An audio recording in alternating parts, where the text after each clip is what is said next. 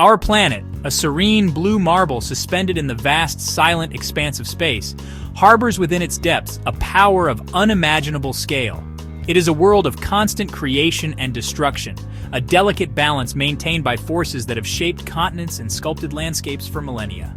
Beneath the tranquil surfaces of our oceans and the quiet solidity of our landmasses, a molten heart beats with relentless energy. This is the story of that energy, a force that, when it breaks through the Earth's fragile crust, can unleash a fury that dwarfs any human endeavor. In the heart of the Indonesian archipelago, on the island of Sumbawa, stands Mount Tambora. For centuries, it slumbered peacefully, a lush forested giant that gave no hint of the cataclysmic power it held within. But deep beneath this serene facade, immense pressure was building. Magma, a molten concoction of rock and superheated gas, was steadily ascending from the Earth's mantle, pooling in a vast chamber. The year was 1815. In early April, the first signs of unrest began to stir the mountain. On the evening of April 10th, Tambora's fury was unleashed in its entirety. The eruption had injected an immense volume of sulfur dioxide into the stratosphere, an estimated 100 million tons. High above the weather systems of the lower atmosphere, these aerosol particles began to spread. The following year, 1816, would become infamous in the annals of history as the year without a summer. The relentless cold and abnormal rainfall led to widespread crop failures. Between the islands of Java and Sumatra lies the Sunda Strait, a critical shipping lane and a place of immense geological tension. On the morning of August 27, 1883, Krakatoa erupted with almost inconceivable force. The third and most powerful blast generated what is officially considered the loudest sound ever recorded in history. The sound wave from this colossal detonation propagated across the entire planet, circling the globe 7 times. The collapse of Krakatoa into the sea displaced a massive volume of water, generating a series of catastrophic tsunamis. They swept inland, obliterating more than 165 coastal towns and villages. For the next 3 years, people around the world were treated to spectacular celestial displays. The phenomenon inspired artists, most famously Edvard Munch, whose iconic painting The Scream is thought to have been influenced by the blood-red skies. Here, on the sun-drenched shores of the Bay of Naples, life once flourished with an abundance that seemed almost blessed by the gods themselves. The Roman city of Pompeii, a bustling hub of commerce, art, and society, lay nestled in the fertile shadow of a great mountain. This peak, known to them as Vesuvius, was not seen as a threat, but as a benevolent giant. They had felt tremors before, minor quakes that were dismissed as little more than the earth settling. The eruption began not with a river of lava, but with a terrifying spectacle of ash and pumice, hurled miles into the stratosphere. Pyroclastic surges, incinerating avalanches of hot gas, ash, and rock, began to sweep down the flanks of Vesuvius. People were caught where they stood, huddled in corners, embracing loved ones, their bodies instantly encased by the fine, hot ash. It created a time capsule, a silent, buried world waiting to reveal the intimate details of Roman life to archaeologists of a distant future. In the pristine wilderness of the Pacific Northwest stands a chain of volcanic peaks, the Cascade Range. For over a century, Mount St. Helens had been dormant, its symmetrical snow-capped cone a picture of serene beauty. But in March of 1980, this placid facade began to crumble. The volcano was not just shaking, it was deforming. This created a colossal, unstable bulge, a visible and growing threat that held the potential for a catastrophic collapse. On the morning of May 18, 1980, in what became the largest landslide in recorded history, the entire northern face of the mountain collapsed. The collapse unleashed the eruption not upwards, but sideways. A phenomenal lateral blast exploded outwards at a speed that approached the sound barrier. In a matter of minutes, it flattened nearly 600 square kilometers of dense, mature forest. A plume of ash and steam soared 24 kilometers into the sky, casting a deep, pervasive darkness over eastern Washington. At the dawn of the 20th century, the city of Saint-Pierre, on the French island of Martinique, was a jewel of the Caribbean. It sat serenely on the coast, nestled at the foot of a majestic volcano, Mount Pelée. In early April of 1902, the giant began to stir. Fumaroles, vents emitting sulfurous gases, appeared near the summit. Light ashfalls began to dust the surrounding countryside and the streets of Saint-Pierre itself. On the morning of May 8, 1902 Ascension Day, Mount Pelée finally unleashed its full, horrifying power. The side of the crater collapsed, releasing a dense, superheated cloud of gas, ash, and incandescent rock fragments. This was a nuée ardente, a glowing cloud. The glowing cloud descended upon the city in less than 2 minutes, moving at over 160 kilometers per hour, with temperatures exceeding 1,000 degrees Celsius. Within the space of 3 minutes, the vibrant, cultured city of Saint-Pierre ceased to exist. Of the nearly 30,000 people in the city, there were only 2 known survivors. Here, in the heart of the Colombian Andes, a colossal giant lies cloaked in a mantle of perpetual ice and snow. For the inhabitants of the towns nestled in its shadow, like the bustling agricultural hub of Armero, the mountain was a familiar, almost benign feature of their landscape. For a year leading up to the fateful events of 1985, the volcano had begun to stir from its long repose. Steam vented from its summit crater, sending plumes into the crisp mountain air, a clear signal that the immense pressure building within was seeking release. On the night of November 13, 1985, Nevado del Ruiz finally awoke.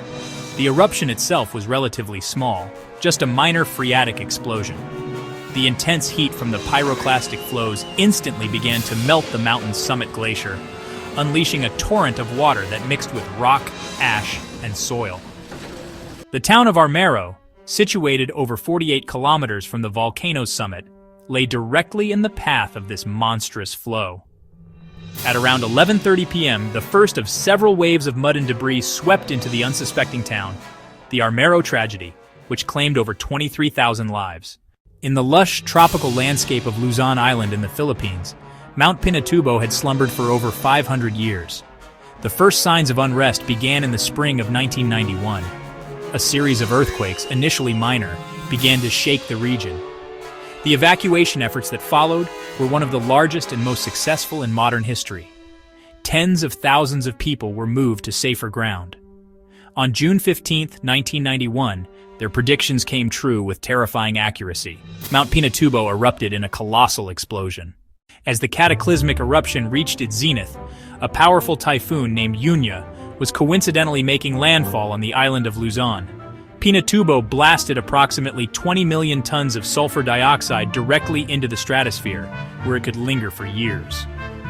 In the years following the eruption, the global average temperature dropped by approximately half a degree Celsius. Sunsets around the world became unusually vibrant and colorful, painted in brilliant hues of red and orange by the stratospheric aerosol particles. Iceland is a land forged in the crucible of a planetary rift, situated atop the mid-Atlantic ridge, one of the most volcanically active regions on the globe. One such volcano is Geological, a name that would become infamous in the 21st century. In the early months of 2010, this long silence was broken.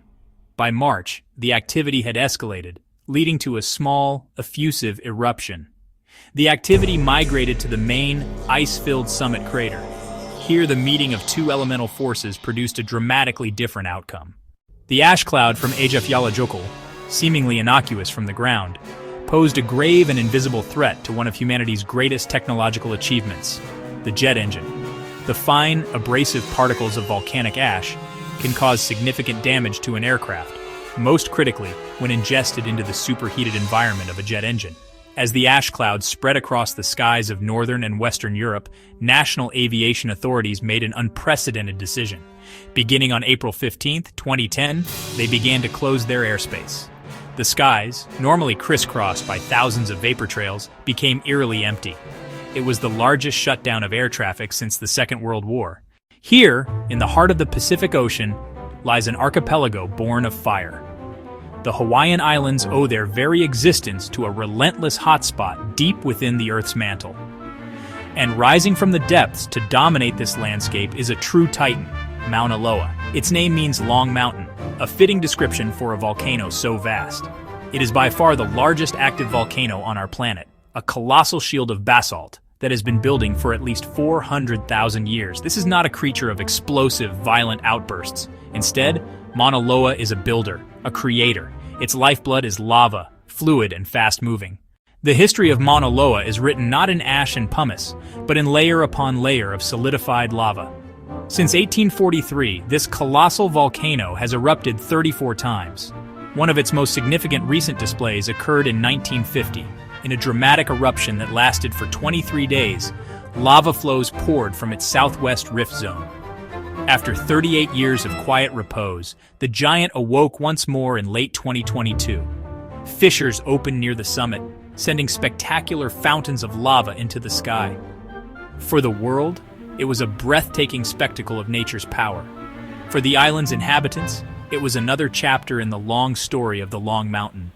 There are few natural landmarks on Earth as instantly recognizable, as deeply iconic as Mount Fuji.